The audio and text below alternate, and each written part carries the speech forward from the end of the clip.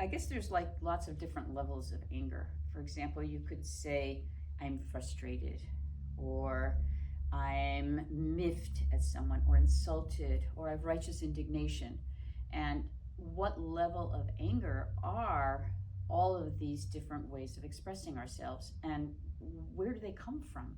I mean, why should I be angry? Why would I even have that feeling unless it's for another reason? So that made me start thinking about, we always talk about fight, flight, freeze, fawn, and many people talk about their experience of freeze or the feeling that they have no option for flight.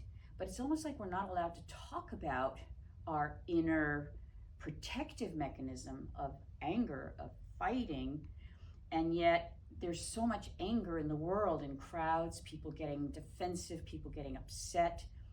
Why does that happen? Where did it come from? And I started to think about Darwin and how he wrote this book almost 200 years ago called The Expression of Emotions in Humans and Animals.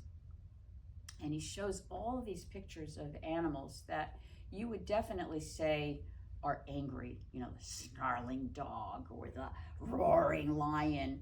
And you realize that suddenly anger is actually an important survival mechanism. Anger is something that's built within us in order to defend ourselves in certain situations. It's when anger starts to get misplaced that it's not a useful emotion. One of the things that I find really interesting, and I mean, I've struggled with anger for a good portion of my life. Because of my childhood, I didn't have the flight option, although I did run away from home several times. And I did not like the freeze option because that did not work out at all. So I went with the fight option often, and it made me strong, belligerent, and sometimes kind of hard to get along with. It's taken a while for me to begin to understand that that survival mechanism is physiological. And that's the part that I'm really interested in, right? What is happening in the body when I start, and we even have expressions, he had steam coming out of his ears, or her blood was boiling, or he was flushed with anger. What is going on physiologically in us that comes out as an expression of anger? And what happens when we repress it? So one of the things that happens is our breath changes. We don't even realize it half the time, but our breath changes when someone's starting to actually piss us off. We go from, listening calmly, nicely, to all of a sudden being like,